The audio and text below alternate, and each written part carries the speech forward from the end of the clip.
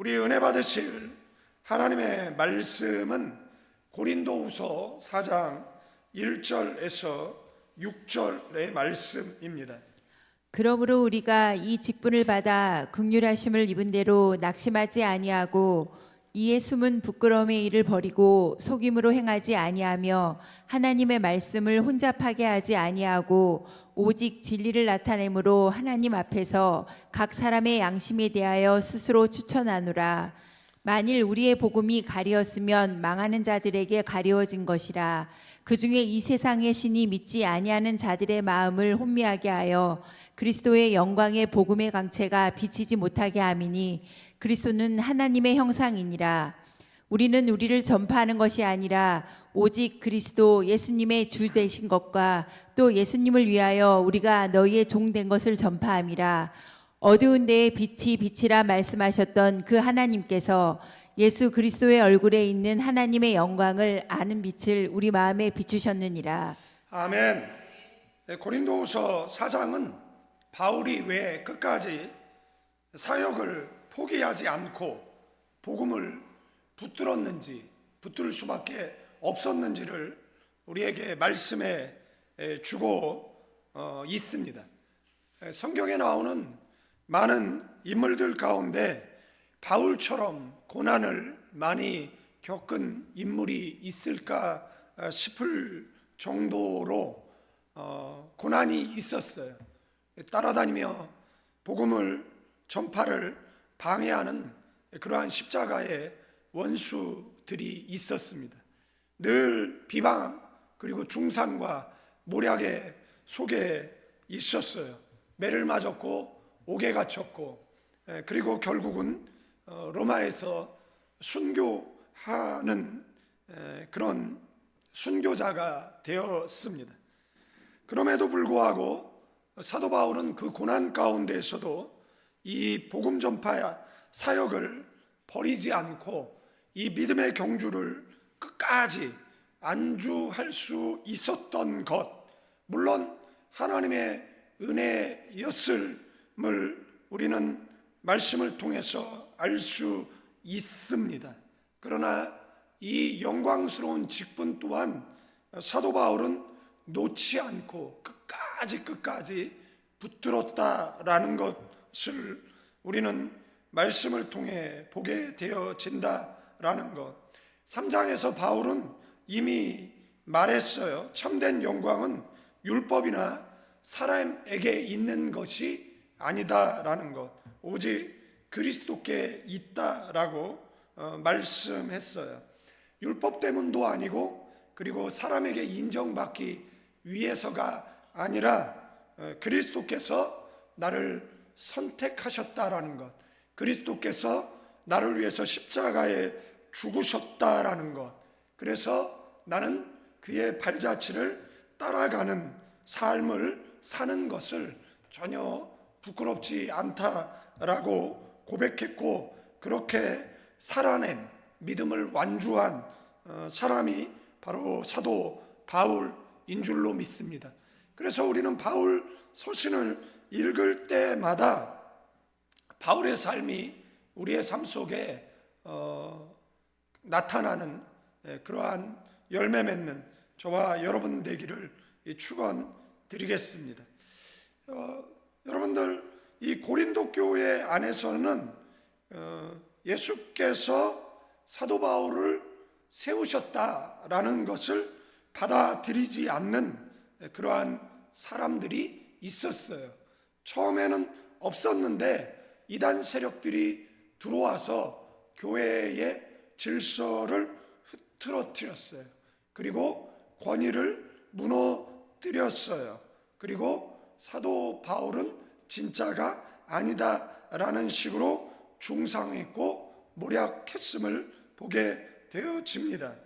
유대주의자들은 그 유대 전통에 매여서 율법을 강조했어요. 음식이라든지 결혼 같은 문제를 잘못 적용하기도 했습니다. 고린도에 그런 개방적 그런 어떤 문화들이 있잖아요. 그러니까 근친상관 같은 일들이 벌어지는 그러한 심각한 죄가 있음에도 불구하고 뭐 했어요? 방치했어요. 그들은 바울의 가르침을 왜곡했고 오해했고, 그리고 바울의 사도성을 끊임없이 공격했습니다. 바울은 교활한 사람이다라고, 복음을 자기 방식대로 해석하는 사람이다라고, 바꿔 전한다라고, 뿐만 아니라 그는 율법을 무시하는 사람이다라고, 이런 말들이 교회 안에 퍼져 있었다라는 겁니다. 이 문제 때문에 바울은 고린도에 직접 2번이나 방문을 했어요. 그러나 그 방문은 바울에게 큰 상처만을 남겼을 뿐입니다. 또한 성경에는 자세히 기록하고 있지 않지만 또 한 번의 방문이 있었는데, 그 방문을 가리켜서 슬픔의 방문이다라고 부를 정도였다라는 겁니다. 고린도후서 2장 1절에 나오고 12장 14절에 나오고 13장 1절 2절에 나와요. 자기가 세운 교회예요. 그런데 그것을 방문하는 것이 바울에게 있어서 전혀 기쁨이 아니었다라는 겁니다. 그래서 그것을 슬픔의 방문이다라고 부르고 있는 것을 보게 되어진다라는 겁니다. 그 후에 바울은 디도를 고린도에 보내서 상황을 살피게 했어요. 사도 바울에게는 영적 2 자녀가 있었죠. 하나는 디모데고 하나는 디도예요. 디모데는 유약했던 것 같아요. 그러나 디도는 디모데보다는 강했던 것 같습니다. 그래서 디모데가 감당하지 못할 사역지에는 디도가 간 것을 보게 되어져요. 그래서 디도를 보냈기 때문에 고린도 교인들이 디도를 환영하고 디도의 메시지에 순복해 준다라고 하면 얼마나 좋겠습니까? 그리고 디도를 보내놓고 자신은 에베소 드로아를 거쳐 마게도냐까지 이동하면서 디도의 소식을 애타게 기다렸어요. 그리고 마게도냐에서 드디어 디도를 만납니다. 고린도 교회 안에 회개와 변화가 일어났다라는 기쁜 소식 또한 듣게 되어졌어요. 물론 오래 가지는 않았을지라도 그때 바울은 가슴속 깊은 곳에서부터 우러나오는 마음으로 지금 이 고린도 후서를 기록하고 있다라는 것, 이런 배경 속에 이 고린도 후서 4장은 바울이 받은 그런 상처, 그리고 모함을 어떻게 이겨냈는지, 그리고 그가 받은 직분을 어떻게 다시 해석하고 있는지를 보여주는 아름다운 그런 신앙의 고백이라고 할 수가 있습니다. 바울은 이렇게 말합니다. 나는 왜 이 일을 그만두지 않는가? 저도 저에게 그런 질문을 했었던 때가 있었고, 그때마다 저는 대답했었어요. 하나님께서 나를 사랑하시고 지금까지 사랑하고 있기 때문에 나도 그 하나님의 사랑을 놓지 않고 저 주님 앞에 어여치 떳떳이 서는 것이 나의 비전이다라고. 바울은 왜 낙심하지 않았는가? 왜 끝까지 복음을 붙들었는가에 대한 질문, 그리고 그것에 대한 대답을 지금 4장이 하고 있는 겁니다. 바울 사역의 본질은 무엇이고 사도로서의 태도는 어떠했으며, 그리고 그 사도 바울의 마음에 비치는 그 하나님의 빛이 무엇인지 고린도 교인들에게 다시 깨닫게 해주고 있어요. 1절 2절을 보면 그러므로 우리가 이 직분을 받아 긍휼하심을 입은 대로 낙심하지 하고, 그래서 낙심하지 않는 직분이라고 할 수 있어요. 낙심하지 않는 사역이라고도 말할 수 있습니다. 2절 말씀에 이에 숨은 부끄러움의 일을 버리고 속임으로 행하지 아니하며 하나님의 말씀을 혼잡하게 하지 아니하고 오직 진리를 나타내므로 하나님 앞에서 각 사람의 양심에 대하여 스스로 추천하노라. 바울은 이 그러므로 앞에 장의 결론을 이어받아서 자신이 받은 그러한 직분은 단순한 업무가 아니라 하나님께서 주신 그 새 언약의 직분, 성령의 직분, 의의 직분이다라는 사실을 분명히 하고 있습니다. 그는 예수님 만나기 전까지 예수를 핍박하는 자였어요. 다메섹 도상에서 그가 거꾸로 지죠. 하나님께서 그런 자신을 불쌍히 여기시고 복음을 맡기셨다라고 고백하는 겁니다. 나는 십자가의 원수였는데 내가 뭐라고? 나를 찾아와 주셔서 그 다음에 죄 용서해 주신 것도 감사한데 나에게 무엇을 맡겼다라고요? 영광스러운 직분을 맡겼다라는 것입니다. 이런 마음으로 사역을 감당한다라면 우리의 사역에 많은 열매들이 맺혀질 줄로 믿습니다. 그 감격으로 일하게 되어진다라면 하루하루가 기쁨일 줄로 믿습니다. 그래서 억지로 사역하는 사람이 있고 기쁨으로 일하는 사람이 있어요. 저와 여러분들은 억지로가 아니라 기쁨으로 사역하는, 기쁨으로 예배하는, 기쁨으로 기도하고 기쁨으로 찬양하는 저와 여러분 되기를 주님의 이름으로 축원드리겠습니다. 주님 보실 때 기쁨으로 일한다라고 하면 얼마나 흐뭇하고 얼마나 감사한 일입니까? 우리가 개척교회를 하는데 막 억지로 하기 싫은 것을 마지못해서 한다라고 생각해 보십시오. 우리가 그런 사람을 보면 어떻게 하죠? 때려쳐. 뭘 어떻게 해? 그만해. 이렇게 얘기하죠. 제가 옛날에 이렇게 필리핀에서 식당에 가면 이렇게 불쾌하게 하는 사람들이 있어요. 불쾌하게. 근데 자주 가는 곳이기 때문에 불쾌하면 안 되잖아요.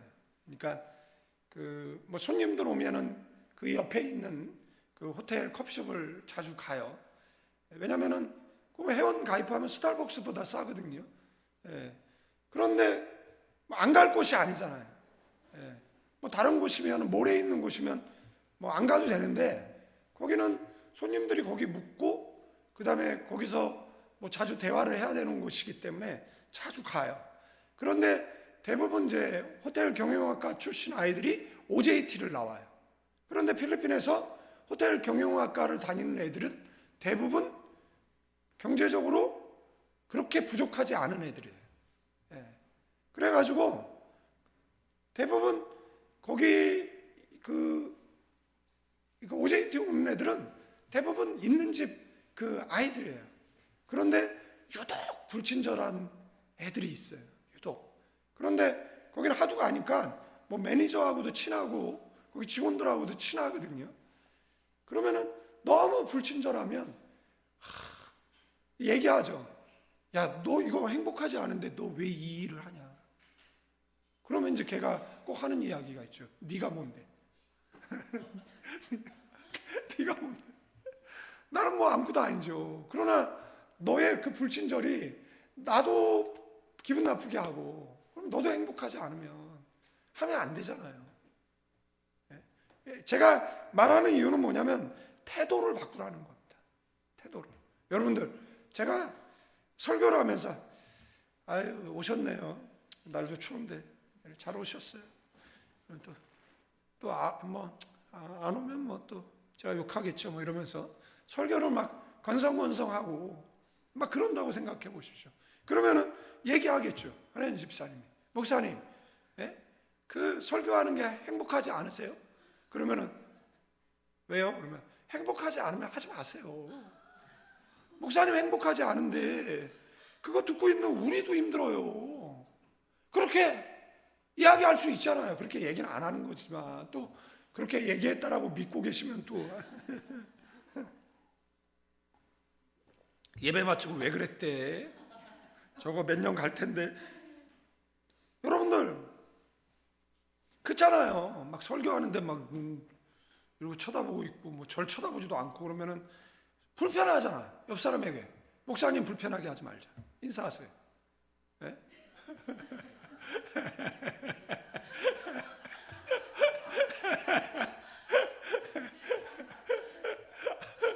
한마디 하라 그랬더니 대화를 하고 있어.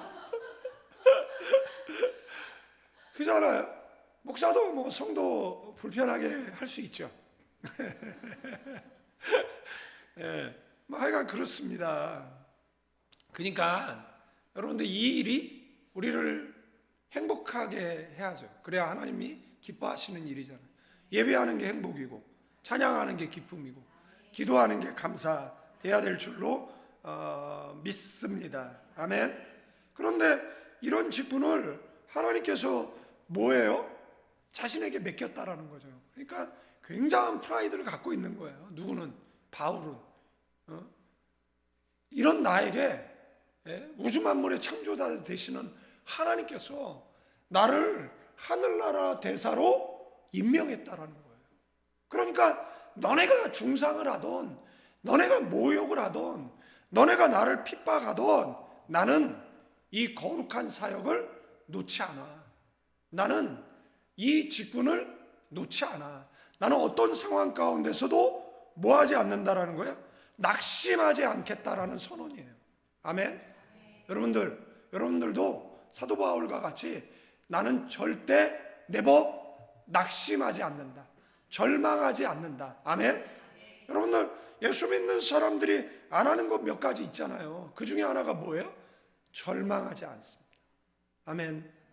예수 믿는 사람들은 낙심하지 않습니다. 왜죠? 하나님이 우리와 함께하고 우리는 궁극적으로 승리하게 되어질 줄로 믿습니다. 사역자는 이런 자세를 가지고 있어야 한다는 겁니다. 직분자는 이런 자세를 가지고 있어야 한다는 거죠. 여러분들 슈퍼스타 예수 그리스도잖아요. 슈퍼스타 목사가 아니라, 슈퍼스타 장로가 아니라, 슈퍼스타 권사, 슈퍼스타 집사가 아니잖아요. 우리는 하나님 영광 받게 하셔야 될 책임이 우리에게 있는 것이잖아요. 내가 영광을 받는 게 아니잖아요. 그래서 영광을 못 받으면 낙심하고 좌절하고 낭망한다라고 이야기하면 그거는 사역자의 자세가 아니다라는 겁니다. 그거는 직분자의 자세가 아니다라는 겁니다.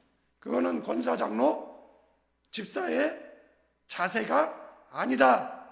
사도의 자세가 아니다. 목사의 자세가 아니다. 그래서 나는 어떤 자세, 사역을 어떤 자세로 하겠다고요? 낙심하지 않는 자세로 하겠다. 아멘. 절망하지 않는 자세로 하겠다. 나는 절대 포기하지 않는 자세로 이 믿음의 행진을 멈추지 않겠다. 아멘. 그 각오하시는 저와 여러분들 되어지기를 주님의 이름으로 축원드리겠습니다. 2절 말씀에 이에 숨은 부끄러움에 이를 버리고 속임으로 행하지 아니하며 하나님의 말씀을 혼잡하지 아니하고 오직 진리를 나타내므로 하나님 앞에서 각 사람의 양심에 대하여 스스로 추천하노라. 자, 이 큰 타이틀 안에서는 나는 낙심하지 않는 자세로 이 사역을 하겠다라는 거잖아요. 하고 있다라는 것. 그런데 그 낙심하지 않는 그 자세가 구체적으로 뭐냐라고 이야기했을 때 2절은 4가지를 언급하고 있는 거예요.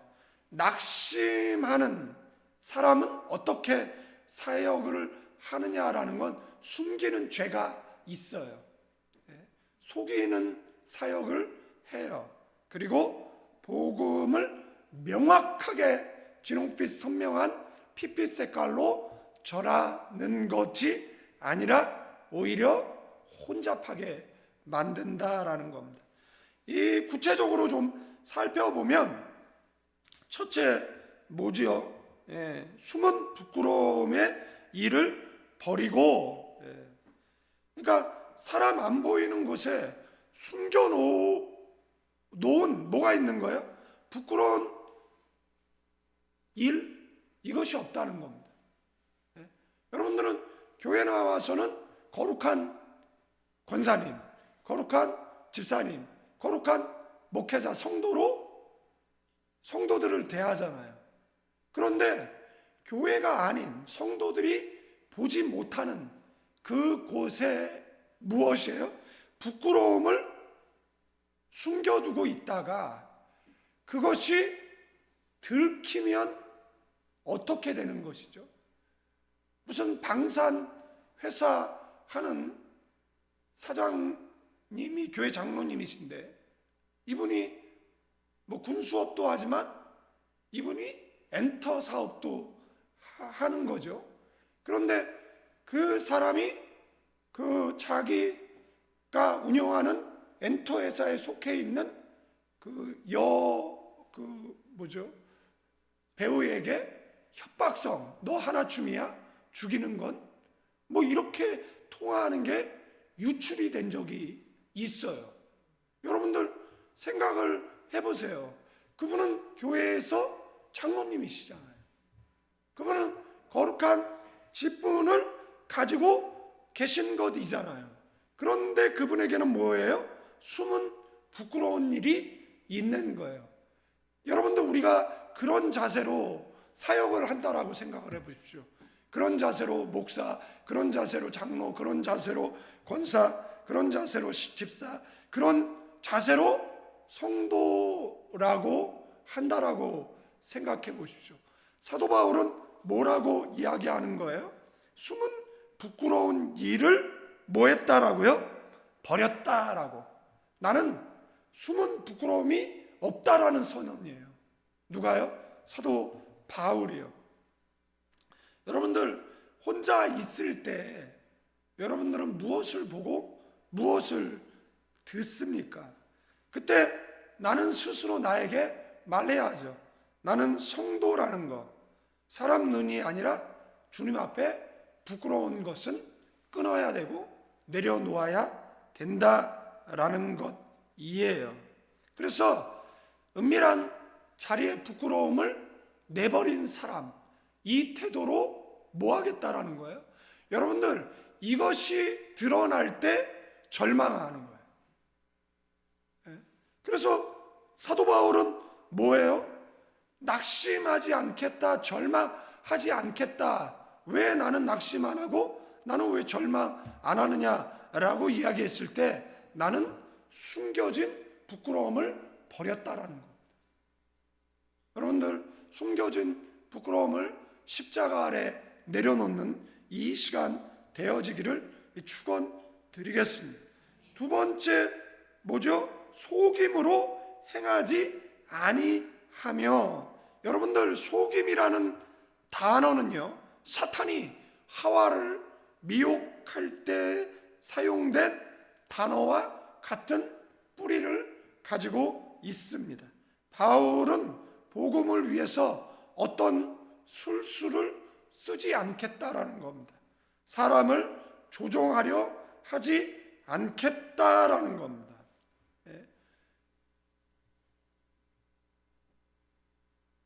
과정도 중요하거든요. 결과만이 중요한 것이 아니에요. 어떤 애가 간증 집회를 가는데 목사님 그러더라고요. 제가 간증을 하면서 계속 이렇게 이렇게 마음이 답답하다. 그래서 제가 무슨 뜻인지 알거든요. 그래서 제가 이런 이야기를 했어요. 간증은 자꾸 하다 보면 부풀려진다라는 거예요. 간증을 자꾸 하다 보면 이 간증이 부풀려지는 겁니다. 왜 그런 일이 벌어지느냐라면 사람들에게 더 뭐예요? 어떤 인간 수단 방법이 가미되어서 사람을 감동시키려고 하는 의도가 들어가는 겁니다. 그때서부터는 누구로부터 멀어지는 것이죠?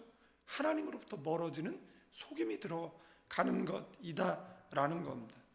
우리도 사람들한테 복음을 전할 때 우리는 어떻게 전하죠? 여러분들 예수 믿으면 문제 없습니까? 교회 나오면 문제 다 해결됩니다라고 전하지만 실제 해결되지 않는 경우도 있잖아요. 그러면 그 사람네들이 뭐라고 해요? 야, 교회 나가도 소용없더라, 이렇게 이야기할 수 있잖아요. 그래서 우리는 어떻게 이야기를 해죠? 야, 예수 믿어도 문제는 있어. 다만 그 문제를 나 혼자 극복하는 게 아니라 하나님이 나와 함께 해 주셔서 결국에는 승리케 하셔 라고 말해야 될 것이에요. 세 번째는 뭐죠? 하나님의 말씀을 혼잡하게 하지 않겠다라는 겁니다. 말씀을 왜곡하거나 섞지 않겠다라는 거예요. 말씀을 혼잡하지 않게. 제가 설교를 하잖아요. 저는 설교를 할 때 대부분 뭐죠? 성경 이 본문에서 대부분 벗어나지 않는 설교를 합니다. 그래서 설교를 하면 저는 솔직히 방대한 내용을 설교를 좀 하는 편에 속하는 그런 사람이에요. 별로 그렇게 예가 80%고 핵심이 20%고 그렇지 않습니다.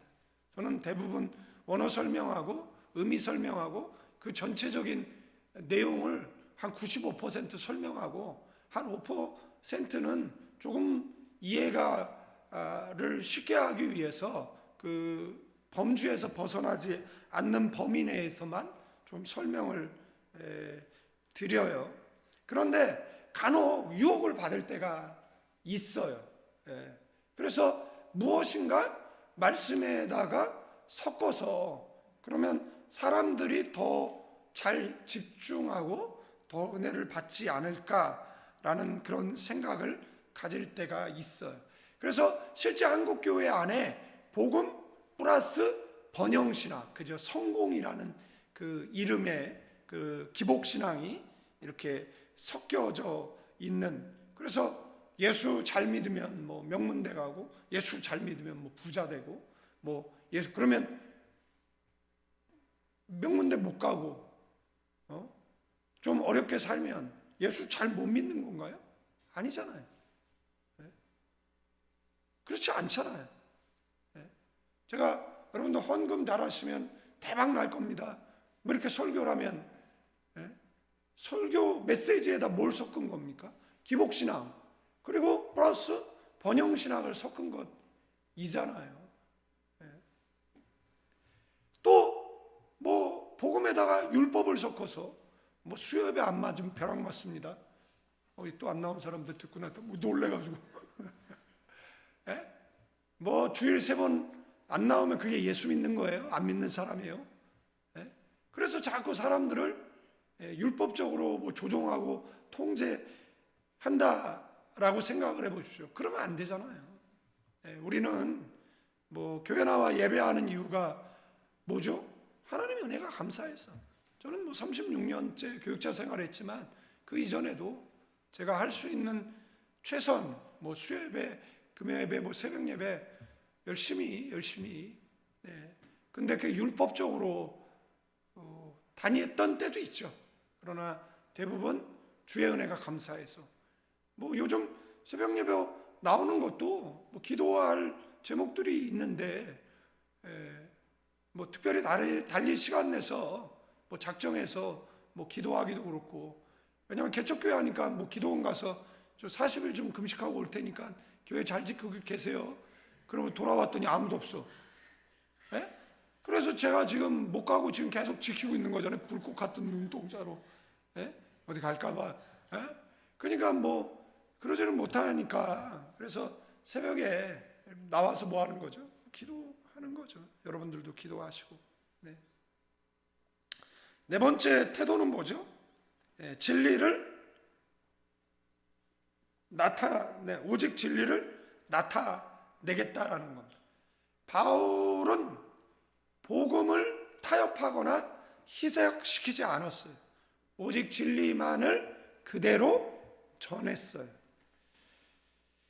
양심에 비추어 볼 때 자신은 뭐예요? 나는 떳떳하다라고 고백하고 있는 것이다라는 겁니다. 네. 나는 숨길 것도 없고 속인 일도 없고 나는 담대히 뭐만 한 거예요? 진리만을 전했을 뿐이다 라는 거예요. 나는 사람 눈치라든지 시대 분위기에 휘둘리지 않았다라는 겁니다. 있는 그대로 복음을 전했다라는 거예요. 듣기 좋은 말만 골라한 것이 아니라 필요한 진리를 그대로 전했다라는 거예요. 여러분들 이렇게 목회를 하잖아요. 그러면 말하고 싶은데 안 할 때가 있어요. 왜? 상처받을까 봐. 네? 그런 경우가 있어요. 말하면 들을까? 저처럼 그래도 말하는 사람도 없거든요. 그래도 저는 이야기하거든요. 뭐 둘러서도 얘기하고. 예? 그리고 제가 둘러서 얘기하는 게 아니에요. 깜짝 놀랐네. 제가 뭐 둘러서는 얘기를 안 하죠. 제가 뭐 설교할 때도 얘기하죠. 근데 본인은 알아. 내가 지욕하고 있다는 걸. 예? 그래서 한 달 정도 얘기하면 조용히 사라져. 조용히 사라지는 게 아니라 고쳐야죠. 예? 그거 불러다가 얘기를 해야겠습니까? 고쳐야죠. 안 고치잖아요. 안 고치면 어떻게 돼? 다른 데 가서 또 그래요. 예? 그러면 그때마다 저 바람난 여자처럼, 여자는 바람만 나나? 남자는 안 나나? 그래, 그러면 바람난 남녀처럼 이렇게, 그죠? 예. 이게 어렸을 때부터 성장기에 그 여성 폄하가 몸에 배가지고, 그죠? 뭔 얘기를 하면 여자가 이렇게 하는 것 같아요. 예. 그런데 바람난 남녀처럼 뭐 계속 목자 없이 막 유리방황하고 다닙니까? 예? 지가 누구예요? 가인이야? 네가 가인이냐? 예? 자신의 이름이 농명된 교회가 없어요? 예? 왜 그러냐? 듣기 싫은 말을 안 들으려고 하는 거예요. 교회는요, 설교자가 마음 놓고 말할 수 있어야 돼요. 아멘? 그 교회가 건강한 교회예요. 여러분도 아버지가, 부모가 자식 무서워서 말 못한다고 생각을 해보십시오. 그리고 애들이 자라면서 기가 세죠. 그리고 부모들은 또 말을 잘 못해. 그죠? 그리고 한 둘, 셋 정도 되면 그나마 다행인데 대부분 뭐 독자, 무남동료, 외딸이니까 이것들은 더 말을 안 들어. 우리 교회는 그런 사람이 없어. 그럼 말을 안 들어. 그리고 얘네들이 뭐 도전 깨기 하다가 나중에는 엄마 아빠 다 이겨먹어가지고 짜증내면 엄마도 아빠도 말 못해. 말을 해야 되는데 말을 못해. 왜? 눈치 보니까. 그럼 어떻게 해야 돼? 지금 사도 바울이 그 얘기를 하는 거예요. 내가 너네 눈치 보여가지고 말을 못하겠다. 이야기입니다. 근데 사도 바울은 뭘 안 봐요? 눈치를 안 봐요. 예? 사도 바울은 눈치가 없어요. 설교자는 눈치가 없어야 돼. 예? 설교자가 여러분들 막 설교하다가 어이 움찔 막 이러면 그러면 설교로 어떻게 해요? 예? 목사님이 불편하게 하는 이야기도 옆 사람에게 들으면 뼈가 되고 살이 된다. 인사하세요. 인사해요? 예? 그렇다라는 겁니다. 또 어떤 본문은 이렇게 설교하다 보면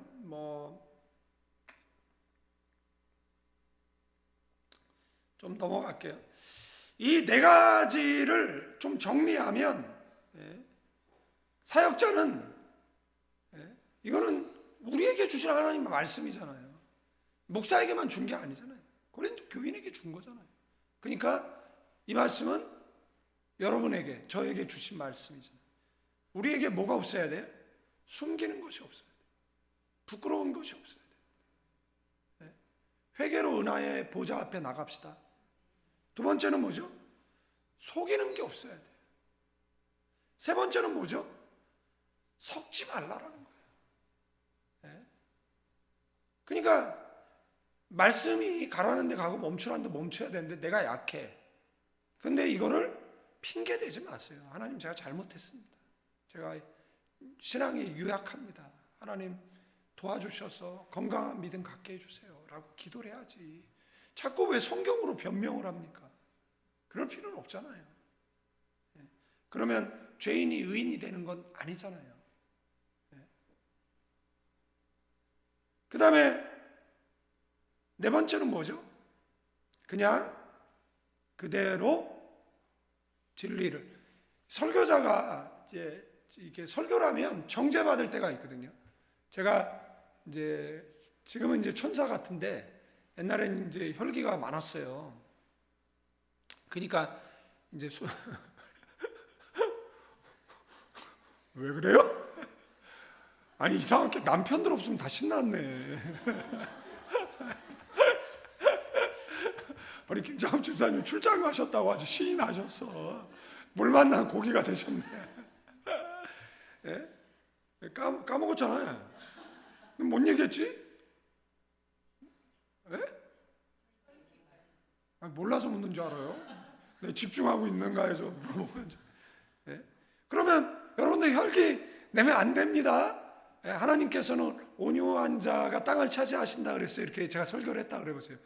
그러면 이제 표정이, 아니 지나 좀 설교 지나 좀 혈기를 내지 말지. 예? 아니 지난주에 교회에 어떤 사람이 와서 행패 부린다고 발로 찬 사람이, 아니 우리 보러 혈기를 내지 말라라고 이야기하면은,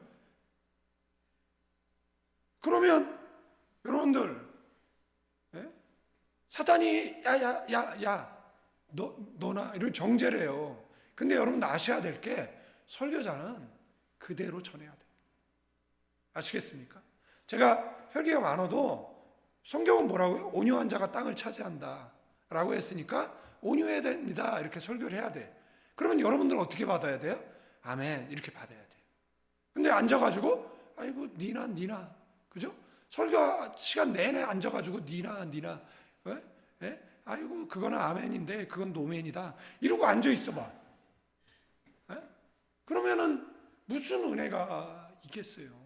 무슨 하나님의 은혜가 있겠습니까? 그러니까 설교자는 하나님께서 전하라는 메시지를 전해야 되는 책임이 있다라는 이야기를 드리는 겁니다.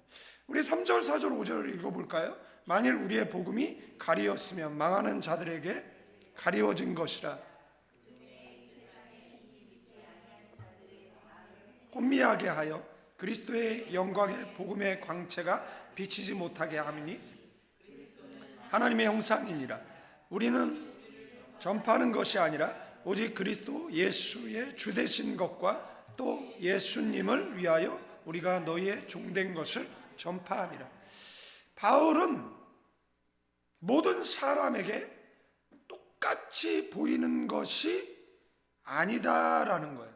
그러니까 복음은 어떤 사람에게는 열려 있고 어떤 사람에게는 가리워져 있다라는 겁니다. 그러니까 복음이 모든 사람에게 똑같지 않아요. 여러분들 복음을 들어도 마음이 열리지 않는 이유는 마음이 열리지 않는 이유는 설교가 어려워서 도통 이해가 안 돼서가 아니라는 거예요. 저는 그래도 설교를 정말 무지 쉽게 하는 목사 중에 하나예요. 아니 그냥 그렇게 믿고 싶다고 내가.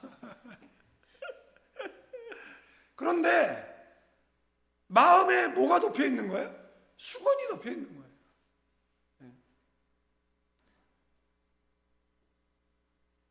그래서 왜 수건이 덮였느냐라고 이야기했을 때 그 사람의 완악함, 불순종, 그 하나님을 향한 그런 내적인 다툼의 결과, 이렇게 볼 수가 있어요. 그래서 바울은 더 나아가서 그 마음을 가리는 존재가 4절에 이 세상의 신이라고 되어져 있는데 사탄입니다. 사탄을 의미하는 겁니다. 그는 지금도 사람들의 마음의 눈이라든지 그 영적 시력을 가린다라는 겁니다. 여러분들 사울이 스데반의 죽음에 관여하잖아요. 그리고 그 사람은 그걸 죄라고 생각을 안 했어요. 그런데 어디서요? 다메섹 도상. 다메섹이 어디예요? 다마스커스잖아요. 다마스커스가 어디입니까? 시리아의 수도잖아요. 그래서 종말의 현상 가운데 다메섹이 돌무더기를 이루면 이렇게 돼 있는, 역사 이래 고도의 도시였던 다마스커가 무너진 적이 없었어요. 2000년 접어들면서 시리아 내전으로 다마스커스가 초토화됐잖아요. 그때 해외 언론들이 이제 주님 오실 날 가까웠다. 서방 언론들이. 왜? 다마스커스가 돌무더기를 이루었습니까? 그때 CNN에서요 드론으로요 다마스커스 시내를 보여줄 때 소름이 끼쳤어요. 야, 이제 주님 오실 날이 가깝구나. 그러니까 성경에는요 이런 현상이 그럼 뭐 하는 거예요? 내가 옷을 이렇게 있었어요. 그런데 그런 현상이 벌어지니까 이렇게 살면 안 되겠다. 옷을 그러니까 성경 계속 이런 현상 그러면 그런 일들이 벌어지면 뭐 하는 거죠? 옷깃을 여미는 거. 그래서 종말은 그리스도인들을 준비시켜서 구원합니다. 아멘? 아멘이에요. 그걸 꼭 기억하셔야 돼요. 생각이 나서 이렇게 말씀을 드리는 겁니다. 그래서 다메섹 도상에서 주님을 만나잖아요. 그런데 그의 눈에 뭐가 벗겨져요? 비닐이 벗겨졌대잖아요. 그래서 때로는 하나님 우리의 눈을 열어 주의 말씀에 귀한 법 벗게 해달라고. 우리의 눈에 뭐가 벗겨달라고요? 비닐이 벗겨달게 해달라고. 그 비닐은 누가 씌워놓은 비닐이에요? 궁극적으로 사탄이 씌워놓은 비닐이라는 거죠. 그 중에 이 세상 신이 믿지 아니하는 자들을 마음을 뭐 하겠다고요? 혼미하게 했다라는 겁니다. 이 혼미라는 단어가 뭔 줄 알아요? 원어적 의미는요 눈을 멀게 했다라는 겁니다. 보지 못하게 했다라는 겁니다. 구원을 선택할 수 없도록, 예수 그리스도를 만날 수 없도록 누가 한 거예요? 궁극적으로 사탄이 했다라는 겁니다. 그러니까 그리스도의 영광의 빛이 비치지 못하도록, 빛이 약해서가 아니에요. 사탄이 마음을 어둡게 해서 그렇다라는 겁니다. 그래서 인간이 스스로 어두움을 더 사랑하기 때문이다라고 요한복음 3장 19절은 말씀하고 있어요. 그래서 예수님을 거부하는 것은 그냥 단순하게 그 예수님을 거부하는 것이 아니라 성경은 뭐라고 이야기를 하고 있습니까? 하나님의 형상, 그죠? 이 4절 후반절에 보면 하나님의 형상을 거절하는 것이다라고 말하고 있는 거예요. 그리스도는 하나님의 모습이잖아요. 하나님의 영광이잖아요. 그런데 뭘 하는 거죠? 그리스도를 거절하는 거죠. 하나님의 형상을 거절하는 것을 말하는 겁니다. 그래서 바울은 이 복음을 전하는 자의 정체성에 대해서 다시 규정하기를 우리는 우리 자신을 전파하는 게 아니라는 겁니다. 그리스도 예수께서 주신 것을 가감 없이 전달하는 하는 사람, 그 사람이 누구라고요? 그 사람이 사도고, 그 사람이 그리스도의 종이고, 그 사람이 저와 여러분들인 줄로 믿습니다. 뭐 한다고요? 가감 없이. 요한계시록에 보면 가감하는 자에 대한 저주가 나오죠. 그래서 더하는 자는 성경에 나오는 모든 저주가 더해질 것이고, 감하는 자는 생명책에서 지워버린대잖아요. 그러니까 우리는 그냥 말씀 그대로 전하는 거죠. 그 사람이 그것을 받느냐 안 받느냐는 그 사람의 문제지만, 말씀 그대로 전해야 될 책임은 누구에게 있어요? 네. 이렇게 설교하다 보면 교인들 불편해할 것 같은 구절들이 나와. 네? 그러면 패스합니까? 아니죠. 그대로 전하죠. 그러면 불편해.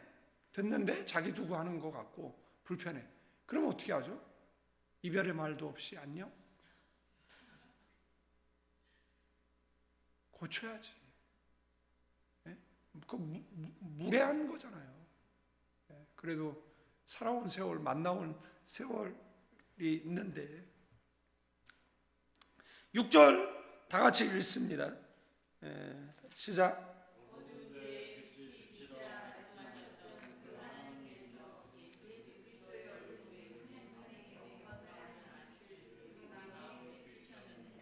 아멘. 이 복음이 마음에 믿어지는 그 순간이 바로 그 순간을 그 하나님께서 천지를 창조하셨을 때 그 빛에 비유하고 있어요.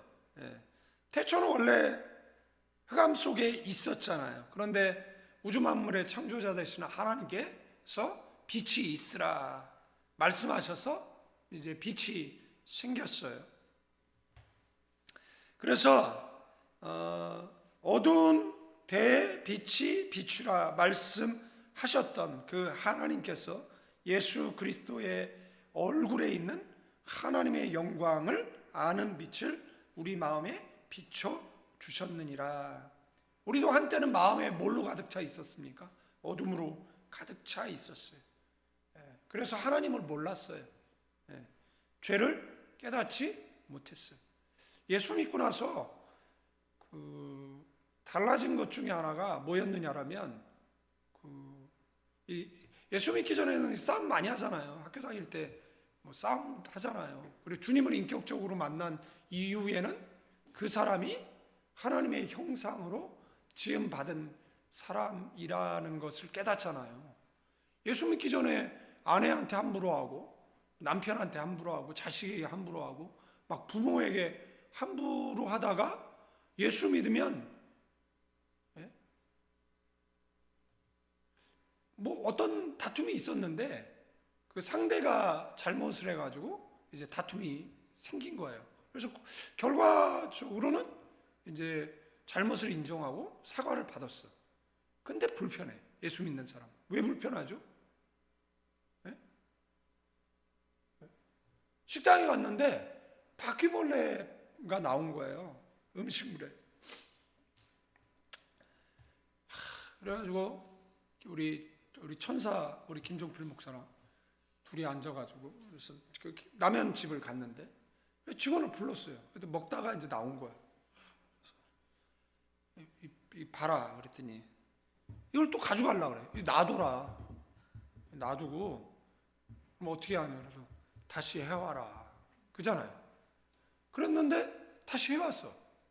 그래가지고 먹고 이제 계산하려고 그랬는데 앞에 나온 것까지 같이 계산해야 되는 이거에 세계값을 내야 되는 거예요. 그래서 야 이거 먹을 수 없는 거잖아. 제가 컨디션이 좋은 날은 그냥 건져내고 먹어요.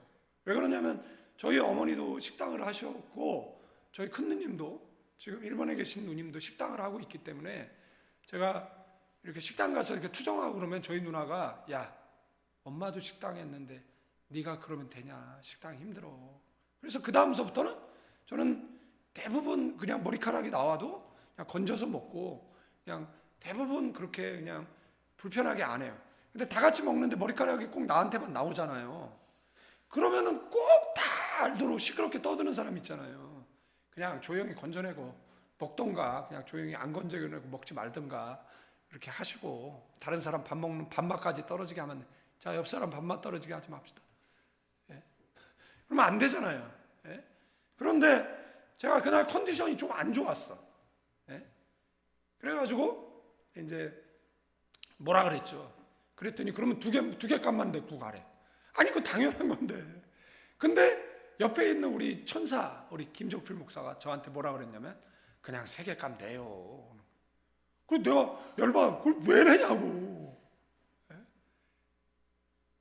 한 번은 트라이시클을 탔어요. 근데 그게 이제 기본 요금이 그 40페소인가 할 때예요. 그런데 그 트라이시클 운전수가 350페소를 달라는 거예요. 그래가지고 제가 무슨 말 같지 않은 소리 하냐고 그랬는데, 제가 80페소인가 주면서 이것도 많이 준 거야. 그리고 나서 이제 가려고 하는데 걔가 이제 막 위협하는 거죠. 근데 제가 위협을 당할 사람은 아니잖아요. 근데 김종필 목사 뭐라고 했냐면, 그냥 줘요. 아씨. 근데 안 좋죠, 안 좋죠. 그런데 불편해. 왜 불편해요? 왜 불편하냐면, 예수 믿고 나서는요, 그 죄가 아닌데 그냥 약간 더 죄책감이 드는 거예요. 예수 믿고 나면은 그냥 좀 불편하잖아요. 그 정당한 건데, 예?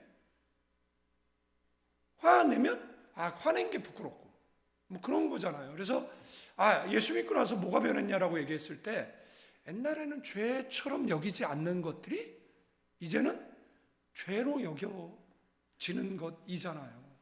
그래서 계속해서 뭐 하죠? 그래도 회개하고, 그래도 성품을 다듬고, 모난돌이 정을 맞는다라고 하니까, 그래서 이렇게 다듬어서 지금 옆 사람에게 전사가 되셨군요. 인사하세요.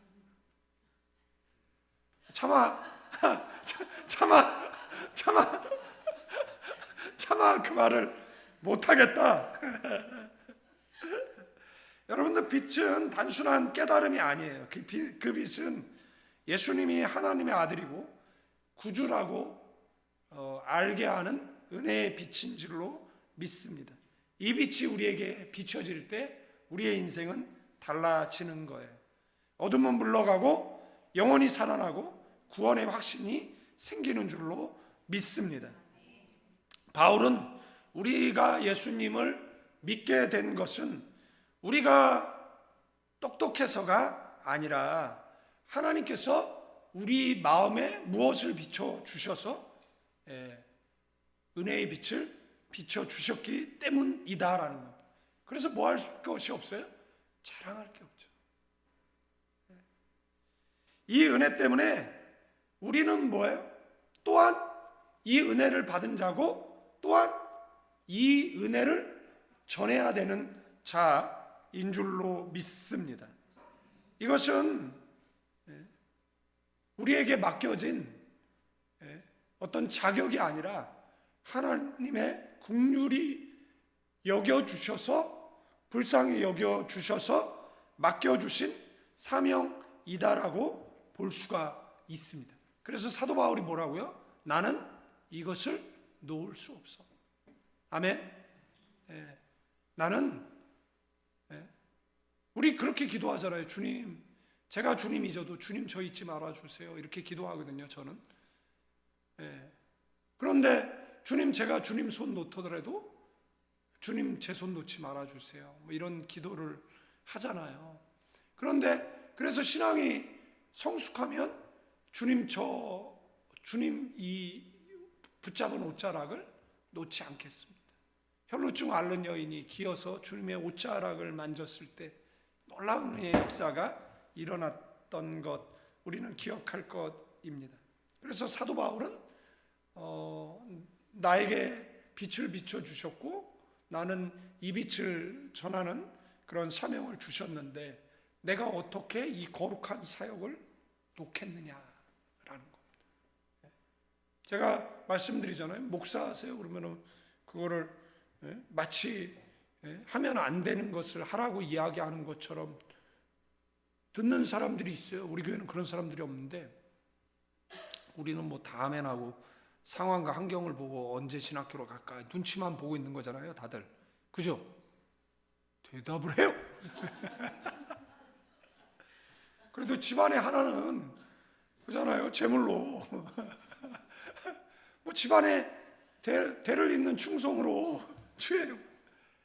그런데 이것을 놓는 시대에 우리가 살아가잖아요. 네? 여러분들, 주님 우리를 놓지 않듯이 주님 손 놓지 않는 이 거룩한 사역 놓지 않는 저와 여러분 되어지기를 주님의 이름으로 축원드리겠습니다. 말씀 정리하고 마치겠는데요, 하나님께서 마음의 어둠을 깨트리시고 그리스도의 영광을 보게 해 주셨어요. 복음을 믿게 된 것 자체가 놀라운 기적이에요. 그런데 이 복음이 어떤 사람에게는 가리워져 있다라는, 여러분들 직분이 무겁고 현실이 힘들어도 바울처럼 뭐예요? 국류를 입었다라는 것, 불쌍히 여김 받았다라는 것. 그래서 흔들리지 않고 이 사역을 놓지 않겠다. 아멘. 자신의 이름이 드러내지 않고 그 다음에 뭐예요? 썩지 않고 그 다음에 속이지 않고 진리 그대로 선포하고, 사람의 종이 되는 것이 아니라 사람의 눈치 보고 그 다음에 뭐 전할 말을 담대히 못 전하고 할 말을 못해서 교회를 무질서하게 만드는 것이 아니라, 그래서 사도 바울은 고린도 교회를 향해서 강력하게 이야기하는 거예요. 고쳐라. 아니면 내가 갓 싸울 거다. 하나님 살아계시다. 반드시 심판하신다. 왜 그랬느냐라고 얘기했을 때 그는 예수의 종이었기 때문에 그렇습니다. 사탄은요, 여전히 사람들의 눈을 가리려고 합니다. 그러나 우리 안에 있는 빛이 더 강하다라는 것. 아멘. 그리고 저와 여러분들은 계속해서 진리를 따르고 빛으로 인도하시는 주님 바라보며 살아가는 저와 여러분 되기를 주님의 이름으로 축원드리겠습니다. 이제는 우리 주 예수 그리스도의 은혜와 우리 아버지 하나님의 극진하신 사랑, 성령님의 감화감동 교통 충만 축복하심이 가나안 교회 위에, 필리핀 임마누엘 교회 위에, 조국 대한민국과 필리핀 선교지 위에 이 자리에 모여 신앙의 오켓을 여미는 믿음의 사람들 위에 이제로부터 영원까지 함께 계실지어다.